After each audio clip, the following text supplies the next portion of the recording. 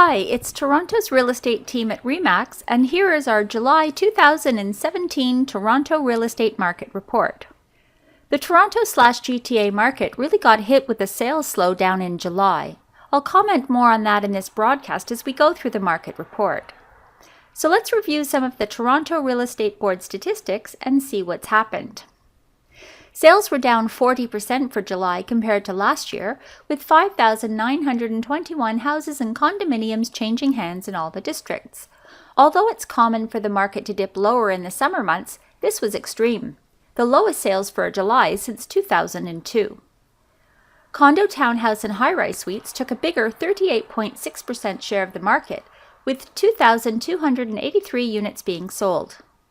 The July average sale price for all GTA homes came in at $746,218, a still significant but much more moderate 5% higher than last year. If you consider the year-to-date average compared to last year, however, the market is still up 18.8%, which shows that not all those gains in price during the insane spring have been lost.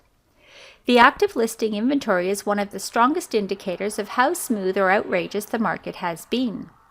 The inventory average for the month of July compared to historical numbers was just about even, but up a big 65% from last year at this time. The sales to listings, or percent chance of selling ratio, is how we determine what type of market we're actually in. 24 to 28% is a neutral market, below 24% is a buyer's market, and above 28% is a seller's market. In July, that ratio finished at 31.6% compared to 88% last year, and down from March's 154%.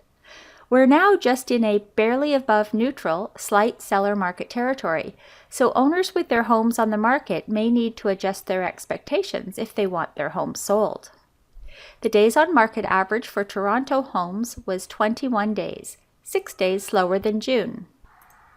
So let's look at what's happening in the downtown Toronto condominium market. West of Yonge and south of Bloor in the Co8 Treb district, the average sale price for July was $602,303. That average moved up 25.6% from the same time last year. With 397 condo sales in the month, the numbers were down 31% compared to 2016. There were 699 active listings on the market in July, 29% fewer than last year. The ratio of sales to listings was 56.8%, which keeps Co8 in busy seller's market territory. The average days on market came in at 19, 3 days slower than last month. Now, east of Yonge and south of Bloor in the Co8 Treb district, the average sale price for July was just over $593,847.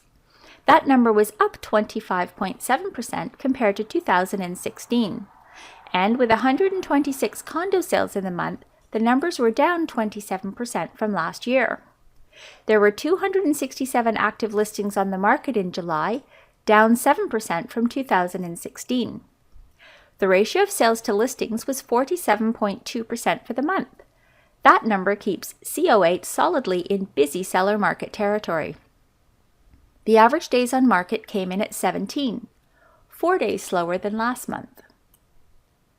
Here's a summary of the significant real estate milestones for July 2017, with some dramatic changes in some neighborhoods and some others still doing very well. We saw the lowest number of overall sales for the month of July since 2002 at 5,921. And the ratio of sales to listings moderated again from June's 40.5% down to 31.6% in July. It's now just barely above a neutral market. The average sale price dropped back to $746,218, still up 19% year-to-date compared to 2016. There was a 5.0% average sale price increase from July 2016. Traditionally, we've seen an average annual appreciation of 6.8% over the last 20 years.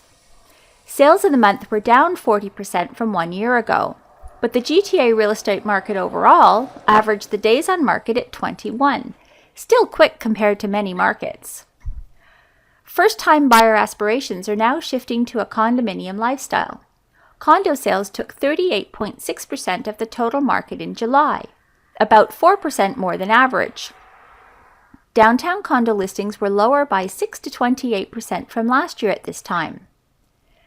And there was a low days on market average at 17 to 19.